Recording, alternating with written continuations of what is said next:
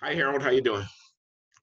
I'm doing great, Glenn. It's good to talk to you, and you look great. And You look pretty good yourself. We are old friends. I should introduce us. We're having a conversation here. This is Glenn Loury, the Glenn Show, blogheads.tv. I'm talking to Harold Pollack, who's the Helen Ross professor at the School of Social Service Administration, University of Chicago, and someone I've known for, God, Harold, my goodness, 35 years or something crazy like that. not quite, but 30 certainly. Yeah.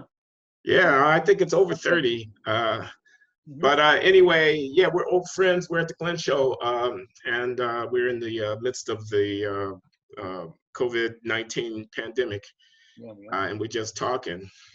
no So thanks for giving me some time here, Harold. problem. We were talking about the market just now, and you're an expert with the index card book and everything. Does everybody know about the book? Well, I did this.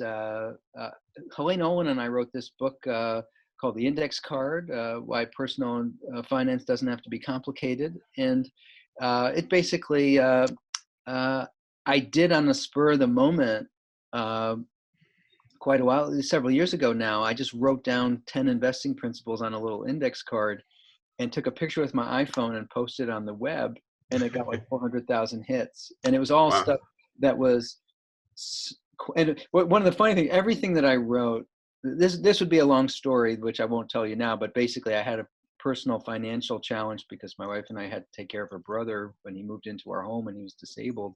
And I was really worried about money, and I became obsessed with personal finance. And I wrote down a bunch of obvious things on this index card that were things that I learned. And it ended up, that card won Money Magazine's one of their best new ideas of the year. And I remember my colleagues in the business school were just like, "You're kidding." Like,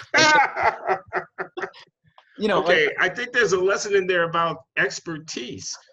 So you did something that was common sense, not like you don't have any expertise, but you're not really an expert. no. But you have good sense, and you wrote the maxims. You said, let's 10 maxims. You wrote them down, and you took a photo with your phone. Yeah. So then social media steps in, and now everybody knows about the photo. And I assume a publisher somewhere says, hey, this is a small book, man. You better get it written quickly. And you did do that. Yes, I did. And the people who spend their entire lives pondering the complexities of finance are watching you go to the bank. I assume you did go to the bank.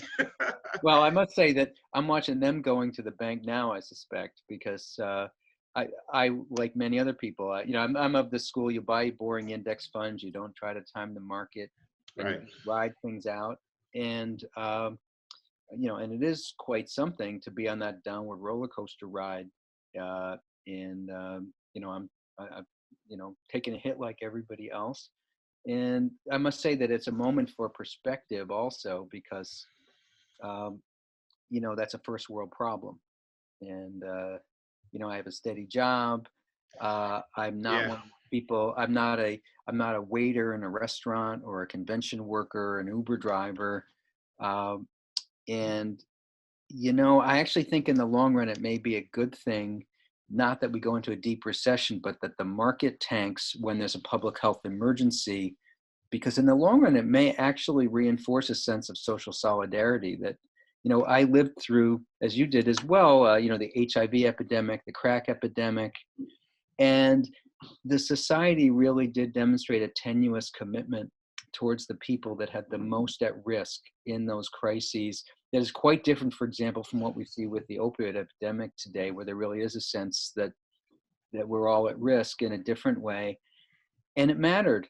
And, I think that after COVID-19, however this is resolved, I think that we may take public health more seriously, and that we're going to face worse than what we're facing right now with climate change and other challenges that we have. And we've got to be ready, because we're seeing right now, this is a pretty catastrophic set of outcomes. And this is not the worst that it could be by any stretch. Yeah, well, you've said a mouthful there. I have. The market plunge, social solidarity, public health infrastructure, No, we're done. shared suffering. Yeah. Where to begin? Trillions of dollars of wealth have vanished into thin air. Okay, so does that sentence make any sense whatsoever? in the sense that, what do we mean by wealth? Okay, so it's subjective valuation. Prices are what they are on any given day. Yeah. Underneath these fluctuating prices are real things which are being affected, but are being affected in subtle, sort of slow moving ways, not ways that flip up and down the way the market is flipping up and down. So that wealth has an ephemeral quality to it. It's not really disappearing if, like you and a person waits it out and things come back and then it's there and it was gone and it was back and whatever. Just like I didn't feel enriched by the market's run up during this last 3 years. I mean, I didn't feel like, suddenly there was just more wealth. Yeah. I did see my the accounts go up, but it's all kind of ephemeral. So there's that. There's the real economy. There's less production of goods and services. There is, I mean, there's definitely real things happening, and there's an assessment. There were fixed costs put down that now turn out to have not paid off. It is a very interesting question. Where did the wealth go? Whenever a bubble bursts, people say, hey, where did all the money go? And the answer is, there's a hole in the ground someplace for an investment that we now realize is unproductive, or there was food purchased for a restaurant that now can't be used. And there's labor that was available to provide services that people valued and needed, which now cannot be deployed. And that's where the wealth is. That's where the disappearance is. It's not in a bank vault in Switzerland someplace. It's a more abstract quality to it. Well, one of the things I've been thinking lately is, okay, market valuations are fluctuating, but the real economy is taking a hit. So whatever the steady state level of economic income wealth was going to be, when it gets back to normal, the normal is going to be lower than it otherwise would have been, precisely because of the losses that you're identifying. Food going bad in a restaurant is the least of it. People getting separated from their employment where they have specific human capital. They've got skills that have been developed in place. And now it has to all be reorganized. And financial risk, right? I mean, people having indebtedness that they can't pay, and dominoes tipping over because my a debtor can't pay me, I can't pay the guy I owe money to, kind of thing like that. I guess the Fed is supposed to be trying to minimize that. And we're in this so also a reminder that we are in this incredibly complex ecosystem. There's no one who understands the U.S. economy. There is a fundamental truth, that goes back to the classic debates, among Hayek and others, that the complexity of the economy is literally unfathomable. We don't understand. There are things that you didn't mention now that are going to turn out to be crucial, that we just didn't understand were crucial until they were broken. And it does. I have no question in my mind that if we go an extended period of shelter in place, that we will discover that there are these critical economic linkages that just are way more important than we realized. In the same way that a decade ago, I remember being kind of quietly satisfied when Lehman Brothers went bankrupt, that this was a company that had behaved irresponsibly. They resisted efforts at a sort of reasonable bailout, and then they went bankrupt. And I remember thinking, that's kind of good, and it'll send a good. And then it turned out that it was just a more fundamental puzzle piece than people fully understood in the complicated ecosystem of the financial system, and it caused tremendous harm, when it went bankrupt. And I have no doubt in my mind that we are going to learn a lot about mundane but crucial things that we are damaging in the economy. We'll also learn in the health side.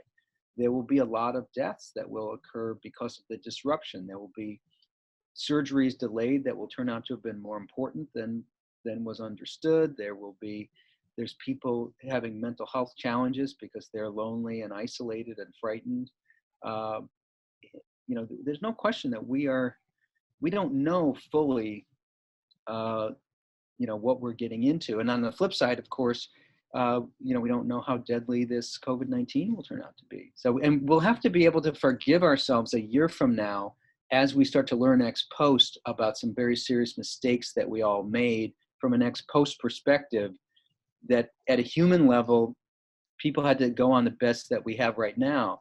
Let me just stop you for a minute. You're saying so many interesting things, but this last one I don't want to escape.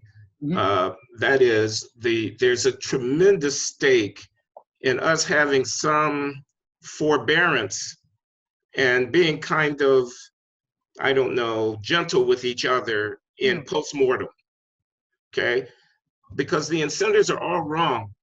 If not, if given all the uncertainty, we put decision makers, and this is no brief for President Trump or any Yeah. politician, in the position of we're going to cut your head off if something goes wrong. Now they have to make decisions. That's going to force them into a kind of crouching posture where they're afraid to experiment and do things because of this ex post facto thing. And the fact of the matter is, I mean, for example, the debate about how much cost to impose on ourselves in the interest of stymieing the public health thing. That's a Mhm. huge, big argument. As far as I can tell, it's an argument. I'm not sure anybody really knows the answer to the question of is this or that. You know, the governor of Massachusetts, as you may know, Charlie Baker today, uh, uh, ordered non-essential businesses to close, but did not order people to shelter in place. He said there's an advisory, but there's not an order, and he's being second guessed about that. And I understand that. I mean, but ex post facto, we're going to learn that some of the things that people were saying on our sides of the argument are proven to be wrong. Yeah. And if we go after each other, you know, I told you, I told you, I told you, that kind of recrimination, um, it not only is it unproductive, not a constructive thing to be doing with our time in a time of crisis, but it also, the threat of it makes people, you know, overly cautious. And I think it contributes to herd behavior. By herd behavior, what I mean is once it becomes abroad in the land that a certain action is being taken, I can't be the person who doesn't take that action because either the action has no value, in which case it'll never be heard about again, or the action was actually essential and I didn't take it, in which case I will be destroyed. I'll be ruined. And we don't want that. By the way, this reminds me one of when I took a class from you 30 years ago, and we read there's a beautiful paper by Banerjee on, I think it may be called Herd on the Street, or that may be it was on the economics of herding. I think Herd on the Street, Yeah. another paper that was Abhijit, basically, the Nobel laureate Abhijit Banerjee, before he became a yes, development economist. yeah, this is brilliant work that had nothing to do with why he won the Nobel, although, you know, it was sort of, or was not his most prominent work in the current context. The Yeah, you don't want to be alone and wrong, and that does discourage uh, experimentation, and you know, it encourages social conformity. And that is, there's somebody who's got a creative idea now that will turn out to have been visionary. I do think, by the way, there's things. If you say, how do we act on the insight that you were just making? I do think that part of it is to think about how can we buffer, how can we maintain our optionality, knowing that we might be wrong about certain things. So we want to maintain flexibility so that, you know, if a month from now we have good reason to think that we've overreacted and we really have high confidence in that, we want to make sure that we are ready to make some decisions, you know, to do some things that act on that. And also, how can we buffer to minimize the damage? You know, people are home. Uh, I think one of the things I'd like to see President Trump and Joe Biden doing is saying, okay, we're taking a sledgehammer to our culture, society, religious institutions right now to protect each other.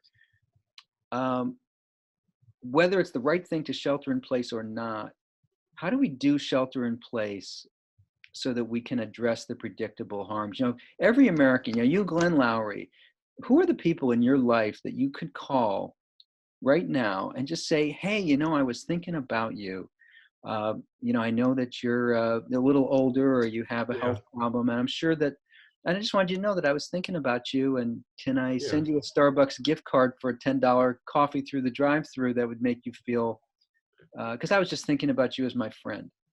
You know, if a billion of those things happen, because national leaders are saying, let's make sure that we have each other's backs psychically, and you know, providing that emotional support, it would make a big difference.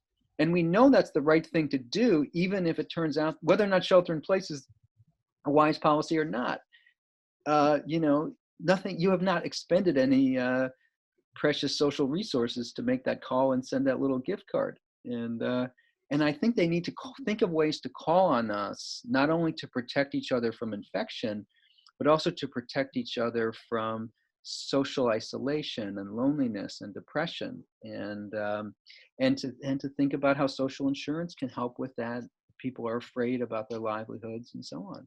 This is a moment where that solidarity has to actually be executed, made real in big and small ways, so that we all know that we're here for each other in this difficult moment.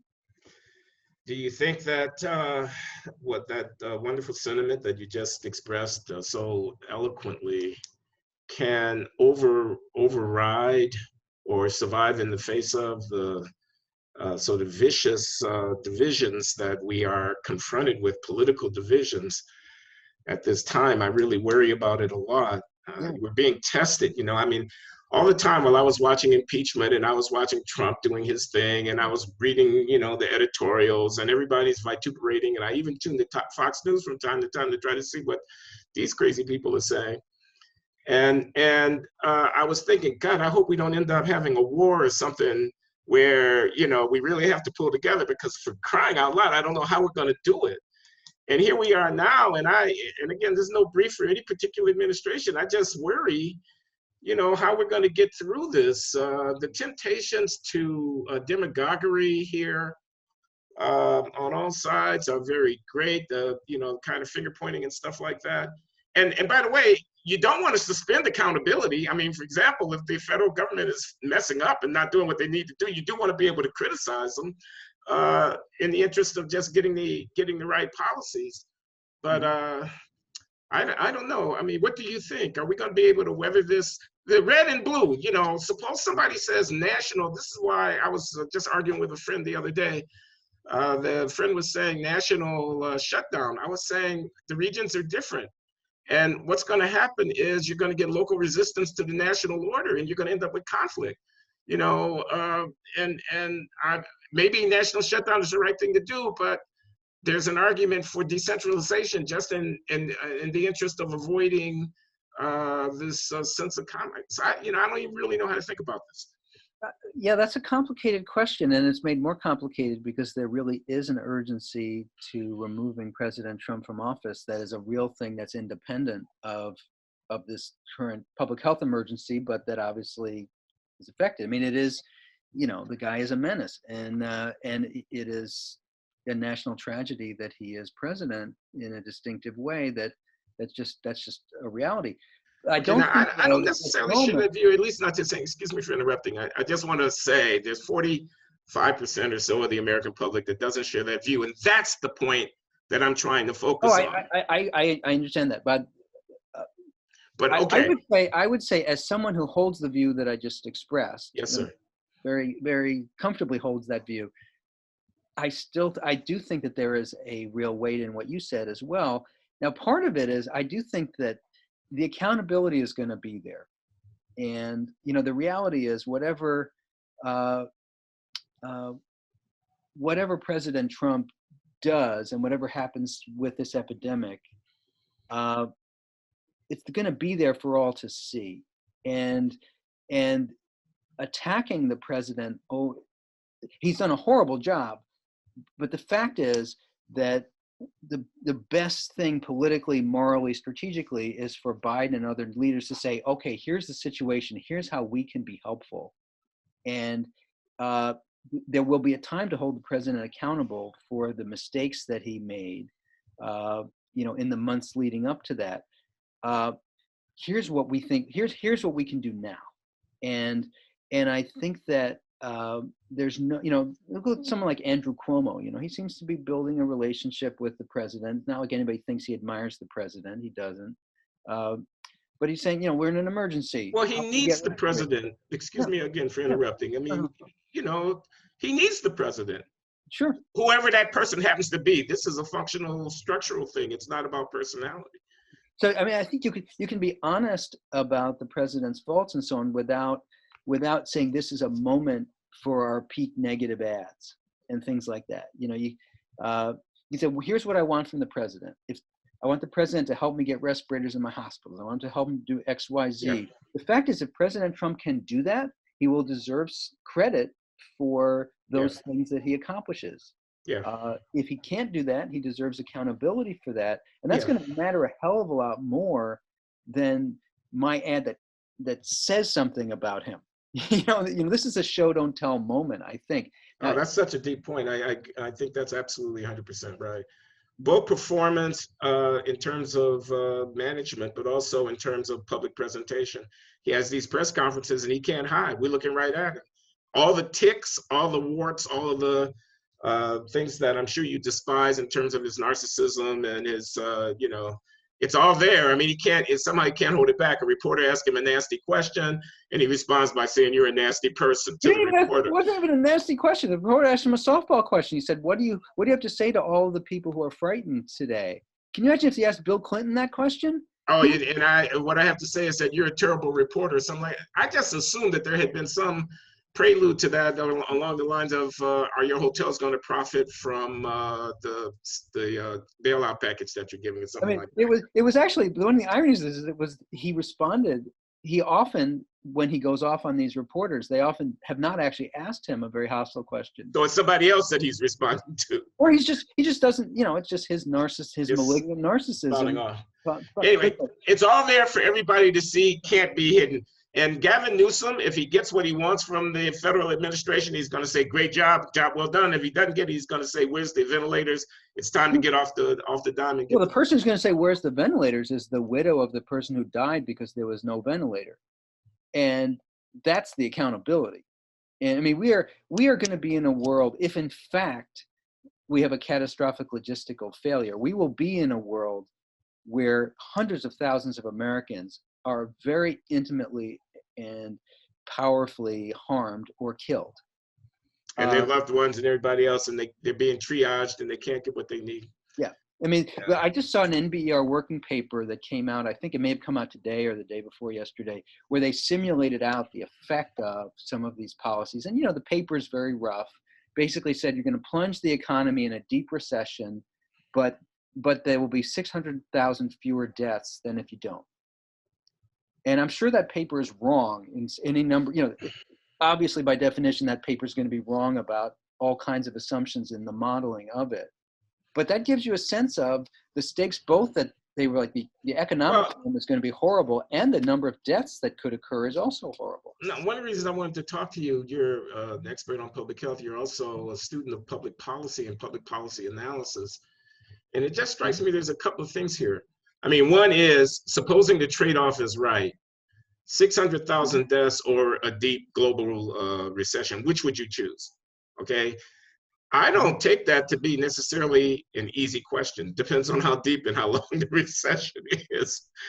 Well, and also the other health harms, of course, death is only one of the health harms that we're worried about. But what I just said, I'm sure is controversial. I'm sure many people would be appalled at the idea that you could put any price tag on 600,000 lives. Oh my God, how can you do it?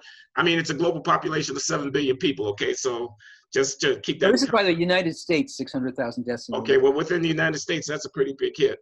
That's well, you know, we have a whole discipline and cost utility analysis that answers that seeks to address those questions. There's a lot of and I will tell you that just the typical valuations that are used in occupational safety and so on would be something like between $6 and $12 million per life saved. So if you take that and multiply it by 600,000, you're getting numbers that are like, $7 trillion, something like which that. is 1/3 of annual GDP in this country.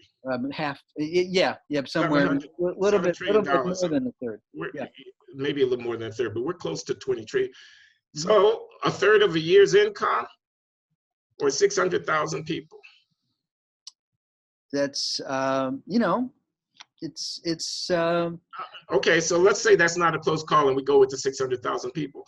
How about a year's income? How about 2 years' income? So there's a number such that you're gonna flip the decision in favor of the money over the people if you were to put it in such stark terms. Well, or is there? Well, I would say what it points to is the need to, if we do need a national showdown, how do we do it so that the human consequences can be minimized? Because if you have a deep recession and you have very powerful social insurance programs that protect vulnerable people, that help us ride it out, and you say, well, there's a period of time where we have greatly reduced economic output, but we have provided for the essential needs of everybody, and people do not have to be frightened that they will lose all of, that they will not be able to retire safely and so on.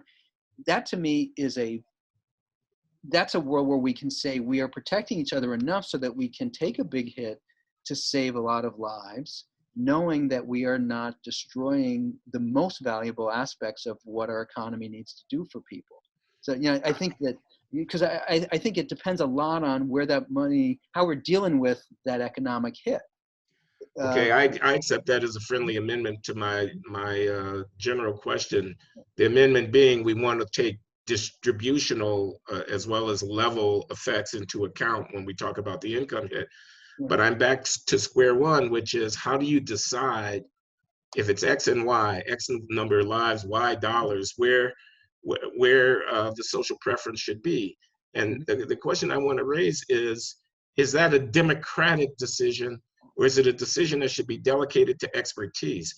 What's the role of expertise in making these kinds of fundamental evaluations? Certainly we need expertise just in order to know what the trade-off is.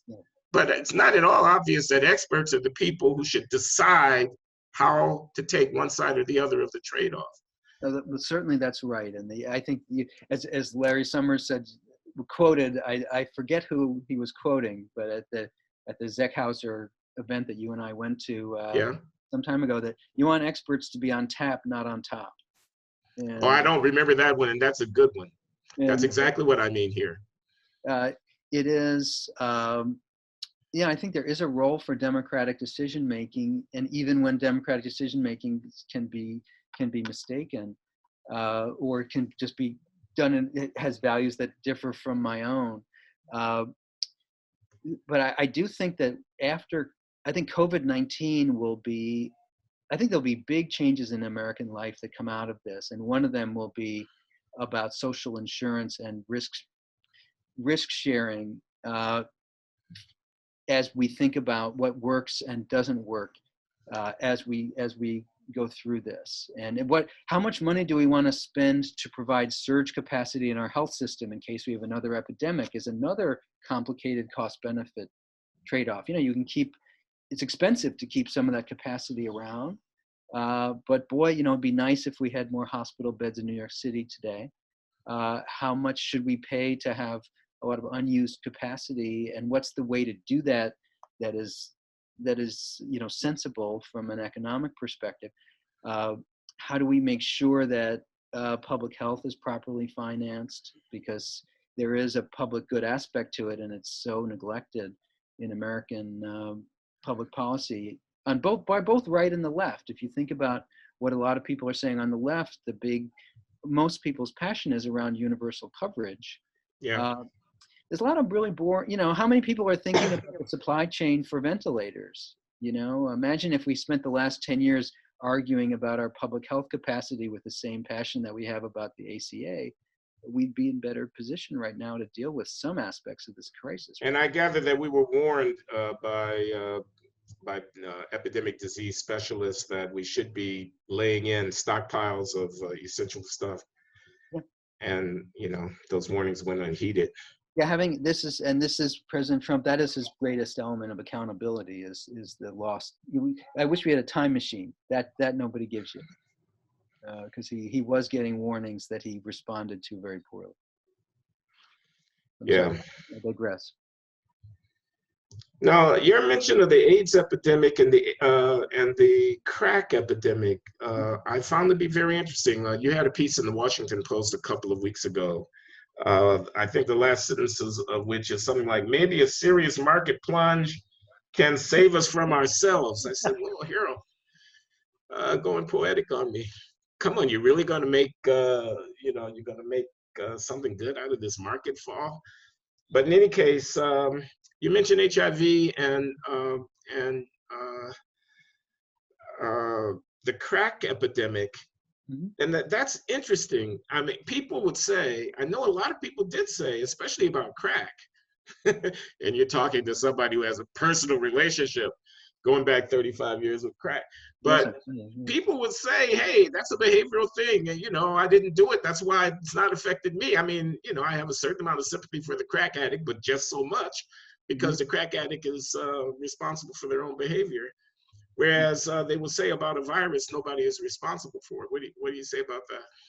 Well, that, I mean, that's a whole, there's a lot in that. Uh, Rand Paul went and took a coronavirus test and then went to the Senate gym and worked out and swam in the pool um, while he was waiting for his results.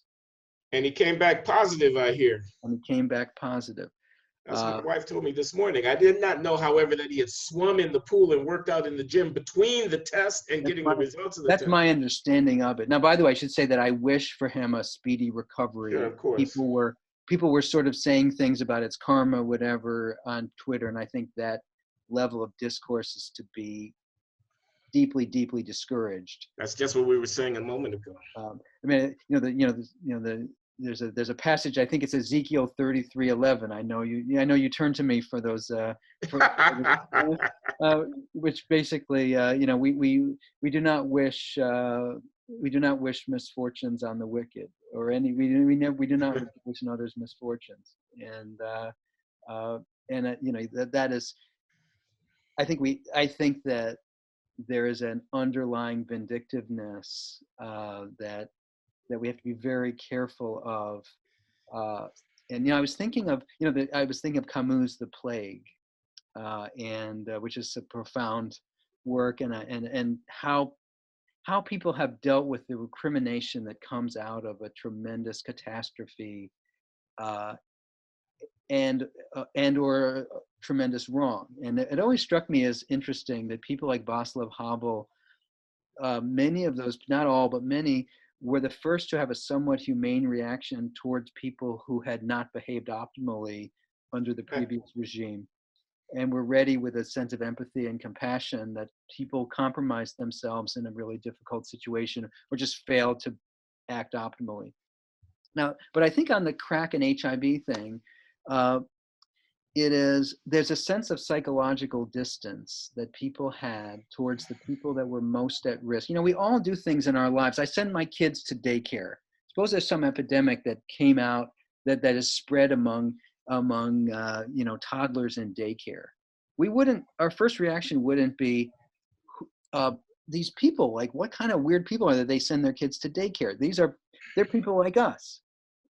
People did not have that reaction to men who have sex with men, who did a lot of things that turned out to be made them tragically vulnerable to HIV, but we're very human, and we're not particularly reckless or ridiculous compared to other behaviors that a lot of us do all the time that just didn't happen to have a lethal component. Excuse me, just let me interject something. This is one of those things where you don't want to go back and, remember the bathhouse debate, or do you? You remember the debate, okay? And there were people who were saying, come on, you're not going to repress my sexuality, and I'm going to go and express myself at the bathhouse and whatnot. And that was a disaster, man. I mean, in retrospect, that was just like the worst thing that somebody could have been choosing to do.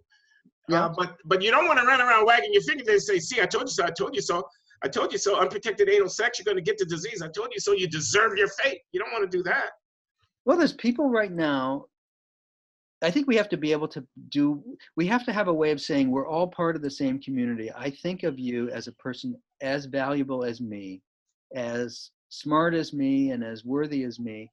And I really want you to stay home right now so that you're a young and healthy person. I don't want you to be putting yourself in a position where you're going to infect other people. And I'm doing the same thing myself. And, I would much rather be in my office at the University of Chicago than sitting at home with the dog and the kids and everything that, and have all my equipment to do my work. But I'm sitting at home because that's really what's going to keep us all safe. And when it's a conversation among people like us, it's a different conversation when it's me telling people like you.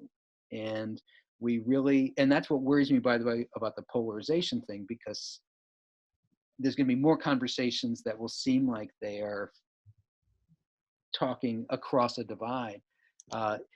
If we had community-based public health in the early days of HIV, we could have found a way to more quickly close those bathhouses in a culturally competent way that had legitimacy in the gay community in a way that was very, very difficult in that moment. If we, if we say now, hey, I'm in your community. I am a gay man. I've had unprotected sex with other men or whatever. And right now, we got this thing. We got to change what we're doing right now. Yeah. That's a different message from the outsider who's never talked to you before, who now says, by the way, I'm asking you to do this. So anyway. No, I think you're absolutely right about that. But let me ask you a different kind of question, man. Yeah. So we're in this regime now. Mm-hmm. How do we get out? How does it ever stop? What would be the sequence of events that would allow this extraordinary emergency to be perceived as winding down? That's a great question, and one that requires more expertise than I have to give a satisfactory answer. I would say there's a few things. One is, I think at the moment, we really do have to take a very risk-averse approach and really shut things down for the short term. And then think about, I guess one question is, how do we get reliable and epidemiological surveillance data that would allow us to know what's happening to the epidemic curve? So that means testing more widely to know the extent of the virus in the population and to be able to accurately assess mortality rates and things like that. And testing more systematically, because if you're testing on the basis of symptomatic cases or people who come to your attention, that's a paper straight for the Journal of Selection Bias. Yeah. So we have to think about a very credible scientific way to get reliable epidemiological stuff. We have to learn more about the biology of this. We do have an advantage that China and other places had a head start and have developed. Well, they've sequenced the genome of the virus. Now, I must say, one of the frustrating things is, you forget about China, you look at South Korea and you look at the competence and the scope of their reacting to this thing. And it is so much more impressive than what we've been able to do. And, why is it that they were somehow able to execute, such broad testing so quickly, so effectively? And we have not, we're spending, it's so frustrating to me. We spend $3.6 trillion on American healthcare. That is just on a per capita basis. We are so far ahead of every other wealthy democracy. And our public health system is nowhere near that. And let me go ahead.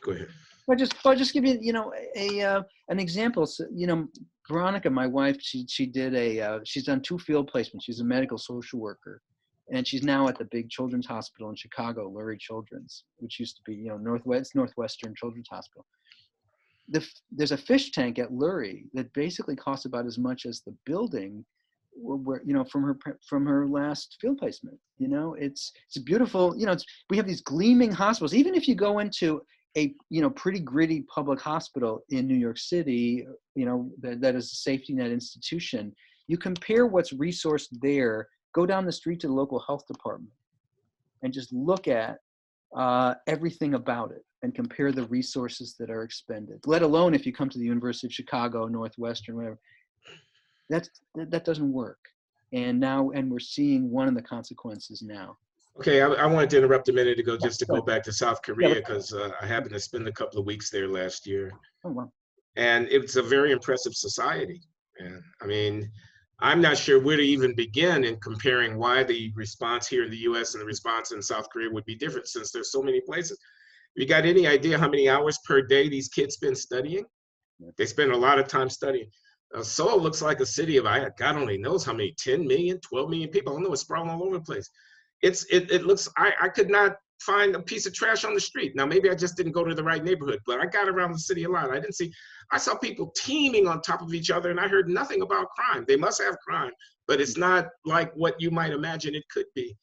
I got treated. I got a massage. I got the chiropractic treatment because I had a malady. And my former graduate student, his professor there, took me to his doctor. And I saw a room full of elderly people who were getting free health care from whatever their healthcare system provides. And they were all in there getting their backs adjusted by the chiropractor. And I felt a lot better when I got off the table than I did when I laid down.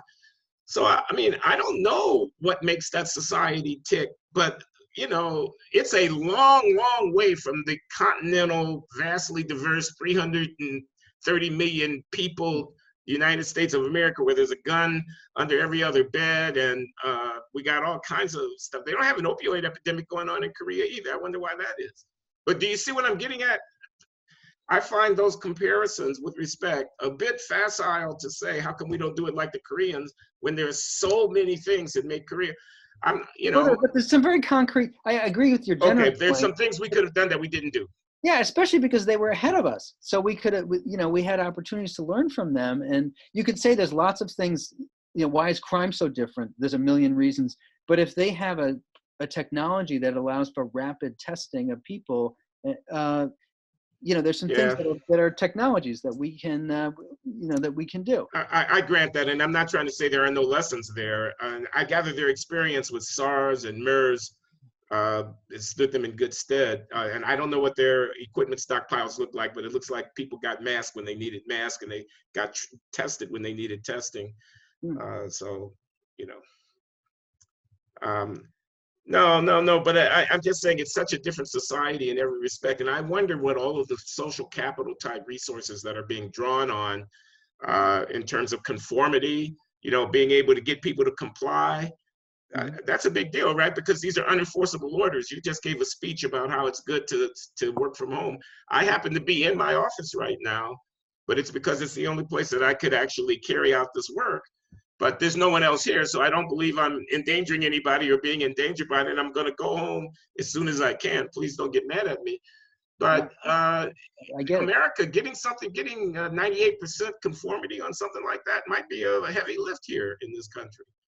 It is, and that social capital, we do have to think of ways. And that's why when I spoke before, I think this is a moment where we have to nurture that social capital and solidarity to get us through this, but also to help build a foundation for next time. And really imagine the impact on our society if we look back a year from now and we say, there's a bunch of really tragic things that happened, and there was a big economic dislocation, but we really stuck together as people. And with everything going on, how fucked up American politics is and everything else, we really stood together and helped each other. And we need to do that. We need to do that all the time. Think of how precious that would be as a positive that would come out of a trauma. People came out of the Second World War with all of its traumas with a sense, we really are one country. Yeah. Look at what we're capable of, and look at how we can help each other. And I do think that moments like this, that there is a redemptive possibility that we need to do everything we can to make the most of. And, now here's a possibility that I'd like to get you to react to, which is wither identity politics in the age of the pandemic. Because this is kind of the flip side of what you just said. You just said, look, we're going to discover things about ourselves, resources that we have. We're going to discover the value in a certain kind of connectivity and in a certain kind of, fellow feeling. Is it a nationalist sentiment? That's one kind of question. We Americans pulling through this together? So that's a kind of double-edged thing. Mm-hmm. We got to close down the border to keep the thing out and things like that. But also, who are we, And if somebody stands up right now and says, Black people are not getting their share of the whatever, okay? And we demand that okay? You're going to shut things down. Let's make sure that the racial incidence of the burden is equally shared. I don't know how well that flies in the current climate when your group and my group should perhaps be taking second place to the common plight, the invisible enemy, and so forth and so on. Well, I just think what we do matters so much more than what we say. And, you know, the way this is not going to be, whatever happens is not going to be because somebody wins an argument. It's because people are either going to make connections and help each other or they won't. And, you know, the biggest test of identity politics is, are people going to get through this and get a sense, you know, I'm a low income person of color in Chicago. And when this thing happened, people were there for me. And whatever else I might think about American politics, whatever, the reality, you know, that I concrete things happened where people came and helped me, or concrete things didn't happen. And it's, I just think that if we think the society is too fractured, the only way we can really deal with that is by doing things that cross the boundaries that we're most worried are the fracture boundaries. But what I'm getting at is, maybe if, and I hope that we do those things, and neighbors help neighbors, and people feel themselves sharing a common fate, and the exigencies, you know, the burdens born, as in war, whether something like that survives the time of the crisis, and people discover that their tribal loyalties perhaps were not as fundamentally significant to their identities or whatever as they had thought they were. They discover that the neighbor on the other side of town, who was, you know, suffering through the same trauma, is more or less like themselves. I mean, they speak with a different accent, or they have a different coloration, but they're basically like me, something like that. Or maybe it's just that person is really different from me, but they will be there for me in my hour of need. And the fact that we're different doesn't mean that we are opposed. And, you know, it's like when there are hate crimes in a lot of my family was in Rochester, New York. There've been a bunch of hate crimes, Jewish and not particularly in Rochester, but that have been salient to different communities in Rochester. And the Jewish and Muslim communities have really come together around some of those issues. And it's not that they're unaware that they have a lot of differences. Yeah, sure. But it becomes, you know, the fact is, if someone's shooting Muslims, we're going to be there outside of your religious institution to help make sure you're safe. And, you know, that's what you can do, and or not do. And you know, it's so I don't think we're going to learn how different we are. We're going to learn whatever our differences are. Are we going to help each other when we are desperately needing it? You know, that to me is the test. And that's a much more straightforward but difficult test than can I somehow negotiate all the treacherous terrain of identity politics. It's just, you know, so that's, I don't know, but I do worry that we're in a moment of, I mean, your anxieties about our polarized society, what's going to happen to that polarization as we face this trauma. I share those anxieties, but I'm just saying, if we get out of them successfully, it will be because we actually did stuff to help each other and showed that we're not polarized when it comes to meeting basic human needs. Well, I can tell you what we don't need. We don't need another incident on top of, you know, we don't need some kind of conflagration. We don't need, you know, civil unrest somewhere.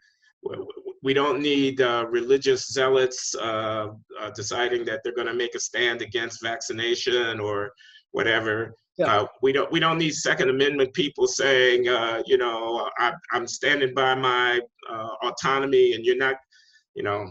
No. We don't need 6 or 7 cops shot down at a demonstration somewhere by somebody who's pissed off at police or whatever. We certainly don't need Laquan McDonald or some kind of incident like that where white police officers execute an African American who's unarmed in the middle of this, etc. We need none of those things.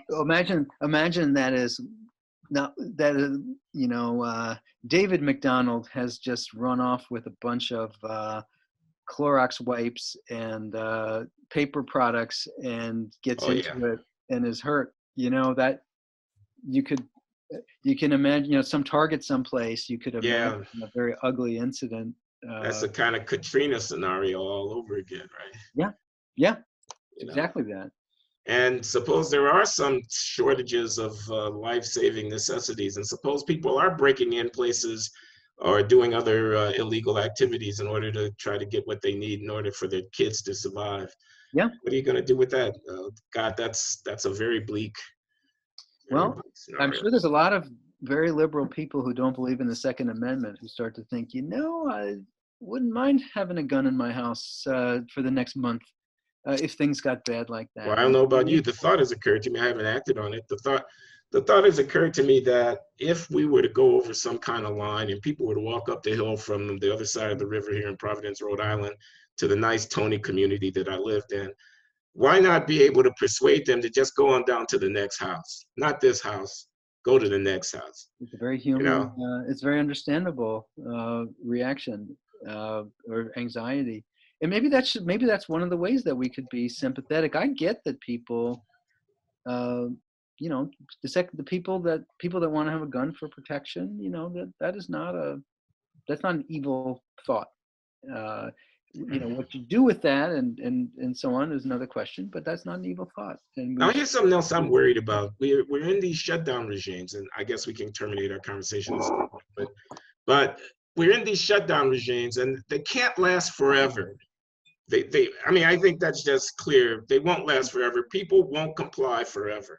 Mm-hmm. So we know it's going to unravel at some point, and you don't want the credibility of officialdom to be undermined by having the unravel take place before officialdom backs off. So the backing off somehow has to happen before the capacity of people to sustain the thing just completely gives way. Yeah. You think that's right? There's something to it, but I think the capacity of people to sustain the thing is endogenous, though, to public policy. If you're sitting at home and we're sending people checks, we're helping them make sure their bills are paid. Okay, sure. We're doing X, Y, Z and we're talking. With that. So that the first line of defense is make it sustainable for people to be at home, and have Tony Fauci telling people what's going on and explaining, okay, here's what you should be doing, here's what we think is happening in a credible, non-hysterical way. Have social insurance, etc. And I just want you to know your job is safe when this is over. Here's what we're doing to make sure that we're going to help you. That will help. The regime should be well managed, but I also think there needs to be an exit strategy somehow. I wonder if people are thinking about that. Yeah, well, people are thinking about it, but whether those thoughts are adding up to a highly effective strategy is another question. Part of it is what's happening. You can imagine that it's becoming really, really stressful for people to be at home at the same time that we are seeing very tangible signs of people suffering very serious consequences of COVID-19. That's a different conversation from we're sitting at home, this is becoming unbearable. We're worried that COVID-19 is going to start to spike, but it's not a salient reality yet. And I think that second one is going to be harder to sustain, even if epidemiologically is just as valuable. I think if people start seeing, you turn on the TV and you see overrun medical institutions and stuff, people are saying you got to stay at home. A lot of Americans are going to be thinking, well, this stinks, but I see why we're doing it. Yeah. If I'm not seeing anything in the environment and they keep telling me that, people are going to start to lose their patience. And there's going to be a sort of phony war period, to use an analogy, that is going to be where we really need leadership to say, you're not seeing yet either the benefit or the cost of what we're doing in terms of the epidemic, but you got to stay at home anyway because we're buying ourselves some time. Well, there's certain basic fundamentals, right? There's the number of cases, there's the mortality rate, there's the number of new cases, a leveling off. I mean, I suppose if it were statistically undeniable that there had been some kind of leveling off, the number of cases doubling every 2 weeks, every 4 weeks, every 6 weeks, this is indication that as we get into that slower growth regime, we can start. But this is a fascinating issue to me because it's not at all clear, even with objective data, how the call gets made, because there's no exact point, you pass this line, the number of new cases is below X, then we're out. Somebody is going to talk us out.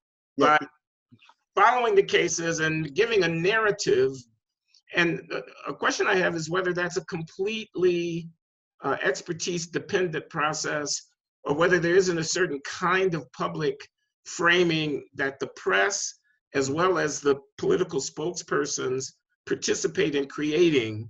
Yeah. And whether indeed there shouldn't be coordination to some degree between the different organs. I mean, I know this is a very dicey thing to be saying, to try to get the narrative in the service of what's the wisest course of action, for which there is no purely objective determinant. Well, there's a couple, you've said a couple of things there. One is it's a very complicated optimal stopping problem where we don't really understand what the underlying dynamic stochastic system is that we're stopping in. And that's just inherently going to be a huge challenge. There is also the sort of communication challenge. I do think, by the way, my belief in gatekeeping institutions is much greater than it was 10 years ago. I remember, I mean, my belief that we need them is much greater than 10 years ago. Like when I look at the Democratic and Republican primaries, I've now become a believer that party elites, which is elected officials, should be able to just kick people out of the presidential primaries. Now, like Tom Steyer, Tulsi Gabbard, people like that, that there should be a process by which someone calls them up and says, you know, we, 2/3 of Democratic elected officials have just said, you're not going to be on our debate stage. You're not going to be. Okay, I got Tom Steyer, a billionaire trying to buy his land. What's wrong with Tulsi Gabbard? And not that I'm a fan, I just want to know. Just too much of a crackpot or you Marianne Williamson. Yeah, you challenge the president's birth certificate, you're not on the Republican primary ballot. And but I think, and also in the media, the fact that we no longer have a common set of media inputs that everyone is watching. You know, the loss of Walter Cronkite, for all the limitations in that old model. In 1968, you could have had Walter Cronkite go on TV interviewing Tony Fauci, and 200 million Americans would be watching as Fauci walks Walter Cronkite through the issue, and there would be a common, we would all have a common database. And, you know, now, you know, what do you do in the world of Fox TV and et cetera? You have, you know, Sean Hannity is going to say whatever Sean Hannity thinks is good for Sean Hannity. And Rachel Maddow, she's the humanitarian who's going to speak on behalf of. I don't think those are, I agree that there's a polarization. She is closer to, certainly in public health, she's closer to it, but that is a problem, you know, that just unpalatable things will not be tolerated or listened to if it doesn't come from the right messenger. And you could certainly imagine a case where say MSNBC gets very invested in a particular strategy, and then that just turns out not to be effective, and it's very hard for their ecosystem to move off of that, and their viewers are not open to other sources of information. And you could, it wouldn't be the Sean Hannity problem, it'd be a problem. It occurs to me, Harold, we might be fooling ourselves here with all this kumbaya, happy talk, that a presidential election is coming, that the incumbent has not been known for restraint. And I wouldn't blame the Democrats if they decided not to bring a knife to a gunfight this time around. Some people say Bernie Sanders should have brought his gun to the Joe Biden thing, and he decided to not do it. But I don't think anybody's going to be that, quote, kind, close quote, toward President Trump. Neither is President Trump going to be restrained. And so it may be that all of our highfalutin, well-meaning call to people to come together and whatnot is wasting our breath, because willy-nilly we're going to descend into the pit. Well, I think that's too pessimistic. I think that I do agree that the Democrats do have to be very effective and partisan in defeating President Trump. They can do that in a way that is not pushing us into the pit. You know, that depends on how he reacts, doesn't it? That is true. We can't. And how they react to his and where this thing ultimately But gets I mean, to. I think there's ways that. By the way, the problem is not Donald Trump is one of the problems. The deeper problem is the conventional politicians who felt they could work with him and support him, and that's actually what bothers me more in some way. He's both. But that's over though. That's over. With Mitch McConnell, you think that's over? No, what I mean is the argument is over, and they're all on Trump's team now. Yeah. That's what I mean. I mean, you can lament it all you want to, but it's a fait accompli. I mean, I do think Democrats just have to understand that this is who we're dealing with, but I think you can do that without while still being a positive public health force in an emergency. And I think it would be, and especially Biden, I think temperamentally, he's not a guy who's going to burn the house down. That's just not who he is. And that's one of the reasons why Democrats, we could have a whole other show about how there was this grassroots decision essentially among partisan Democrats. We want a moderate. We want someone who is, we don't want a revolution right now. We don't want this election to be a referendum on democratic socialism. And you think that was the right call? I definitely think that was the right call. And by the way, I should say the day before Buttigieg and Klobuchar dropped out and endorsed Biden, it's basically me. I tweeted the day before that all the other moderates should drop out and endorse Biden, and then they did. So you're welcome. Elizabeth Warren didn't get the endorsement part of that tweet. I had a more complicated. My super PAC's been talking to Warren. It's been we have a more complicated strategy that we want her to follow, and I can't really discuss that on this in this venue. Okay, Harold. Well, we'll call you back a little bit later in the election cycle and see if you're willing to fess up. We'll see. Yeah. Actually, I have to. By the way, send me Kotlakoff's number when we're done here because I got some. But anyway. It was great to talk to you, Glenn. It was my pleasure, Harold. Harold Pollack, Helen Ross Professor, School of Social Service Administration, University of Chicago, here at the Glenn Show. I'm at Brown University. I don't think I mentioned that, but yeah. Take care, Harold. It was fun to talk to you. It's been too long. We'll have to do it again. Stay safe, Glenn.